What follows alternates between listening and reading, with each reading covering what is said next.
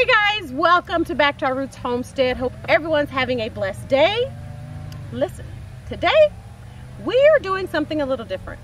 We're going to step out of the garden and into the field, as you can see, and we are going to show you how, if you have some property, how you can turn your grass into some cash. So come on back. Used to the city, now we got our own land. Life's getting real busy. None of it was ever planned. Got the crib looking pretty, with a garden full of plants. And we built our own committee, yeah. From the bottom we advance, yeah. Back to our roots, now we get back to our roots, yeah. Put on your boots, it's time to go take off your suit. Back to our roots, yeah. Now we get back to our roots, yeah. Put on your boots, it's time to farm with Cheryl Swoops right now, yeah. Right now. Alright guys, day one. Yeah, today we're cutting the grass, guys. There's 4 steps to this, and we'll explain all 4 steps, and we'll talk about the whole business in general. But today is the first step, cutting the grass. It's a little overcast. We're praying it doesn't rain, but we're getting it done out here.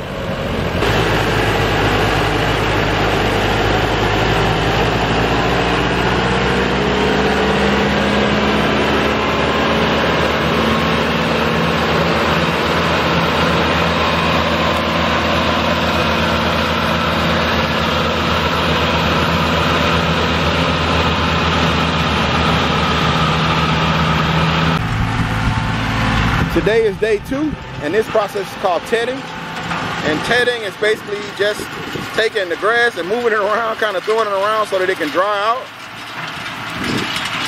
And right now he's doing this part of the pasture, but he has the whole pasture to do, as we cut it all yesterday. On around all the way over there to the trees. So we'll be out here for a while, but I just wanted to show you the process of tedding. It is the second part of baling hay. All right, guys, day 3, and this is the third process. It's called raking. And when you rake the grass after it's been cut and tedded, now you use the rake and it puts it in these rows, as you can see. And then this allows, the rows allow the baler to roll over these rows and essentially pick it up and bale it. So we're in the last process before baling, and as you can see over there, the baler's over there.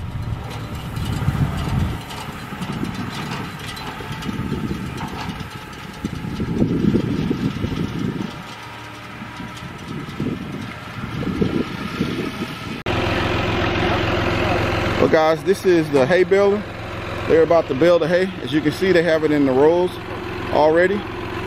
So they're about to bale the hay now. And I'll show you that process, and this is the last step. All right guys, the baling begins. As you can see, the machine makes little squares. As he rolls over those rows,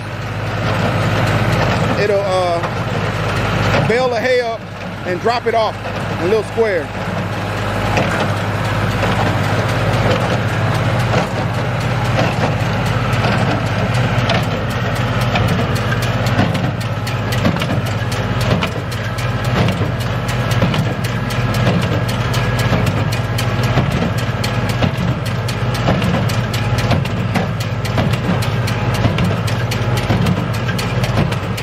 All right, guys, this is our first bale of hay from my homestead ever. As you can see, it already has the straps on it. So after he runs over this whole field and picks up all of this, he'll come back, put that on the trailer, and it's ready to sell. I'll show you another part of what I do. Okay. In order to make sure I'm getting good consistent bales, the bale tension's good on that one right there.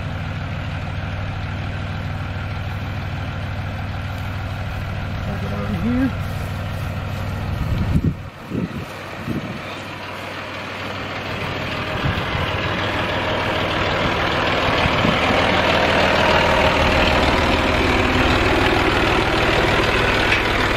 that's our first bale of hay. Ever.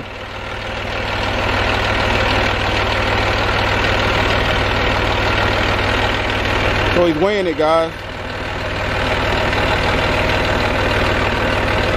71-pound bale hay. 70.6. It's a lot of grass, man. It's a lot of grass. So I'm actually going to, I like 50-pound bales.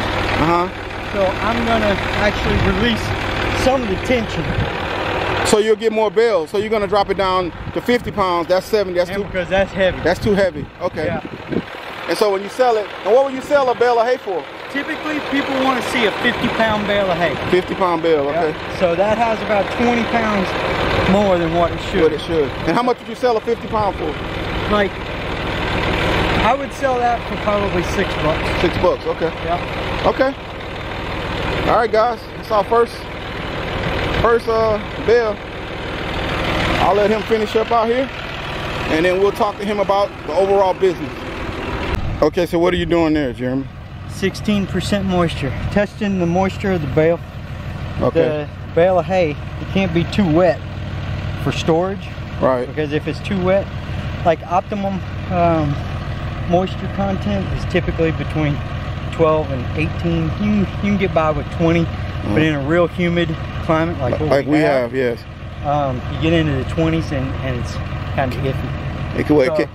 The hay can go bad like that, right? Yeah, it'll spoil. And okay. Actually what'll end up happening is inside it'll keep heating up, and so a lot of biological contamination or growth. See, that's 13.3 right there. So is that perfect? That's good. Okay. That's really good right there. And so the hay is already, explain to me what you was talking about, horse quality, or so this is already horse quality hay? This little small portion right up here at the top of the hill, it was already horse quality because it has no briar, it has no noxious weeds in it of any kind. So it's good enough, palatable enough, soft enough to where a horse they'll eat it.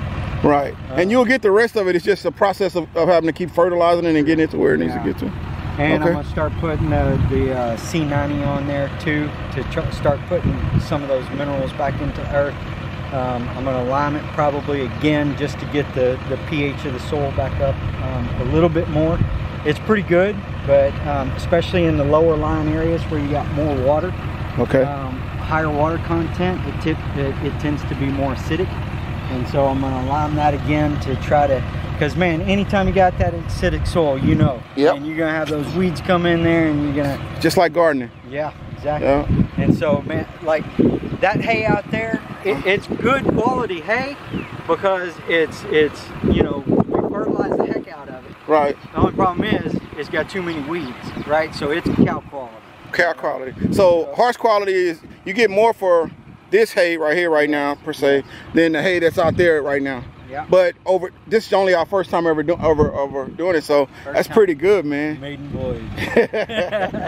So I'm pretty pleased though with it so far. I mean, and you look at the way that the grass is already responding back, and this is 3 days. You know? So you can see the new growth already. It's strong. And what kind of grass is this? Coastal Bermuda. Coastal Bermuda. Yep. That's what we have out here, guys. Yep. It's good. It's good grass, man. And the more that we fertilize it, the more that we put the C90 on there to put those trace minerals back in there, it's going to be a really high quality forage. So, as far as, just say you had 10 acres of land and you got it up to horse quality, what could you make a year off of that? I think it depends on the crop that you're gonna produce off of it. If you do grass hay, 10 acres, you could probably make about $30,000 off of it. I mean, you're selling between $5 and $7 a bale.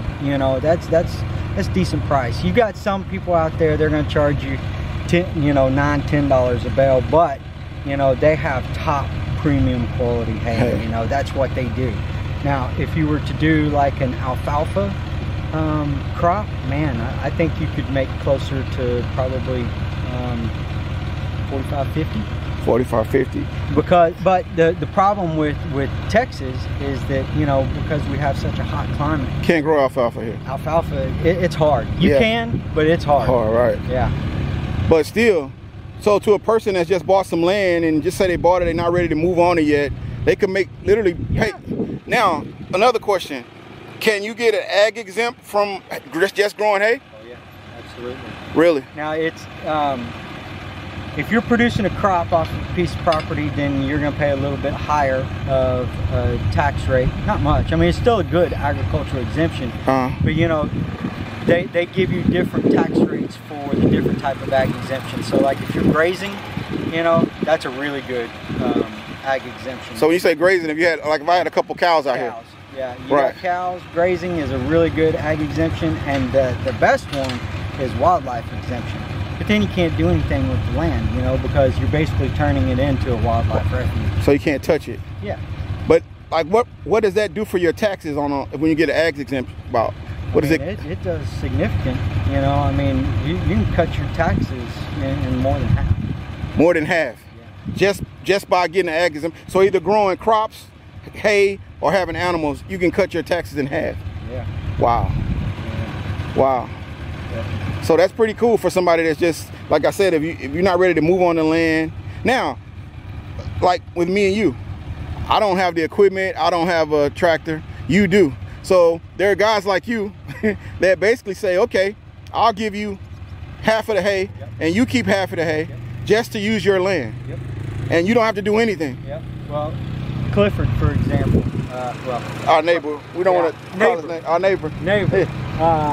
You know, he has a man that comes out and custom bales his hay, and he's got a deal with him to where, you know, because he has horses, he wants at least like 10 to 15 bales a year.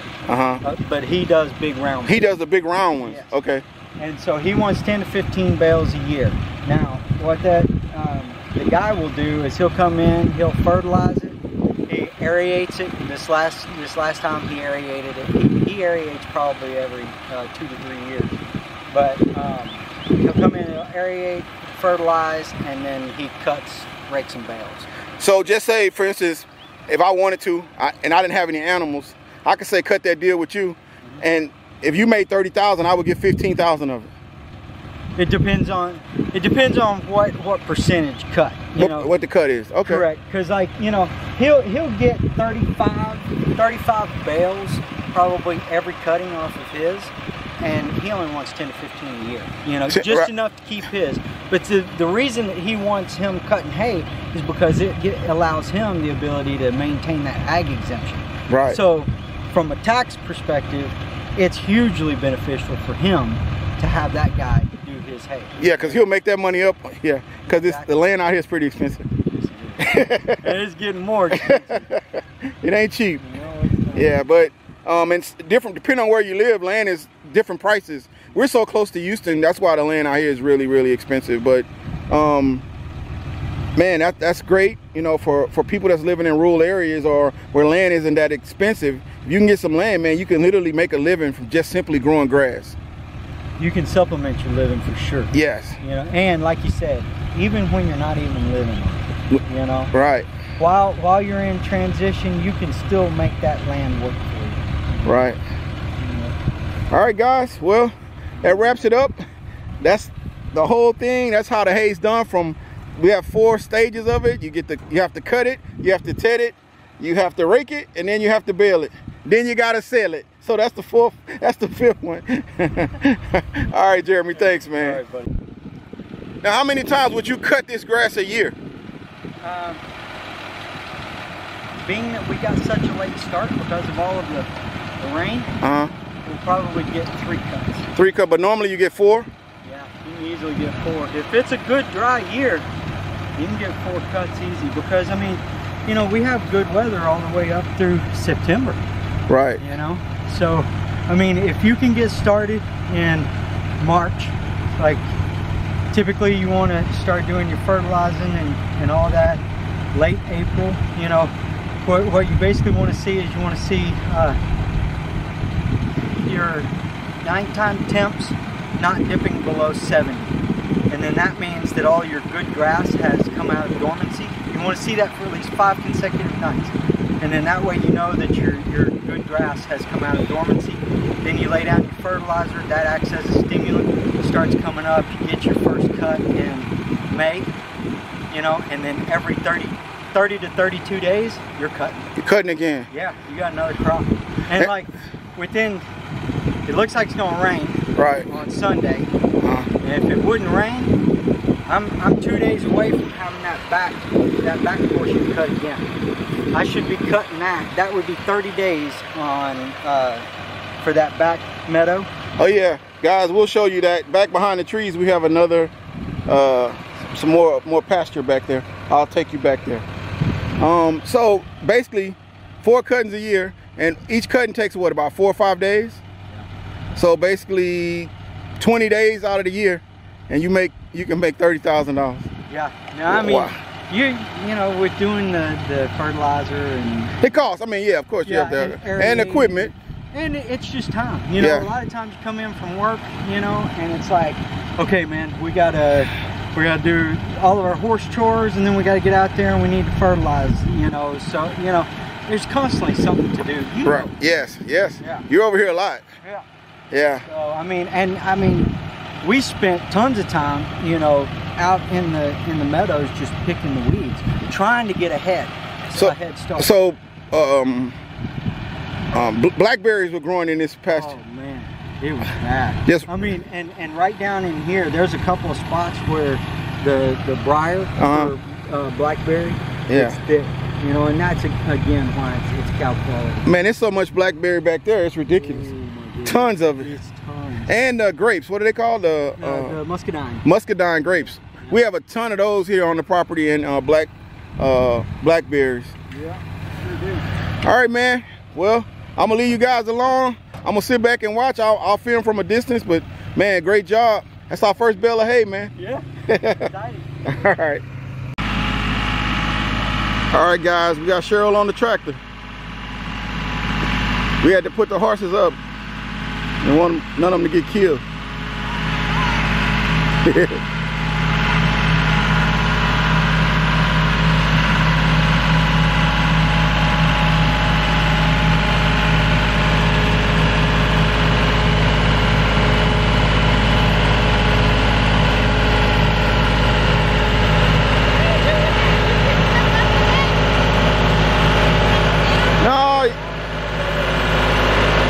Oh God.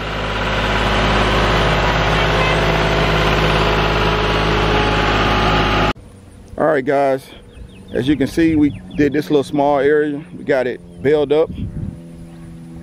We pretty much already had the hay sold, so the guy came and got it already, but as you can see, we still have tons more to bale. So just did a little small area. He needed some hay for his cows. And obviously this is not my specialty. Nah. So I'm here for the support and encouragement. Yeah, you don't want to be out in this heat. You don't want to be out in this heat, baby. But yeah. It is hot. Yeah, guys, so you know, this was my first time ever baling hay.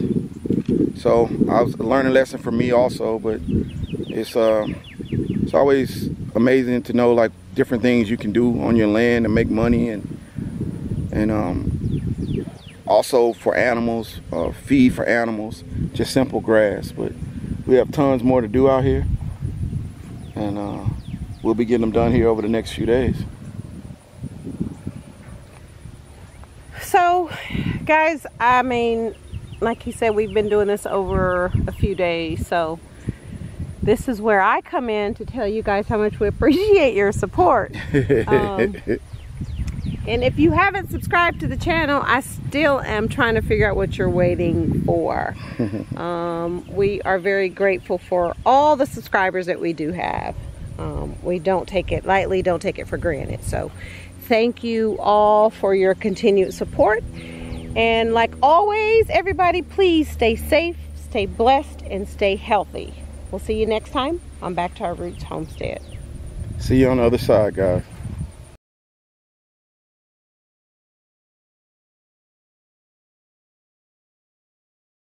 Yeah, right now, yeah, yeah. Back to our roots, back to our roots, back to our roots, back to our roots.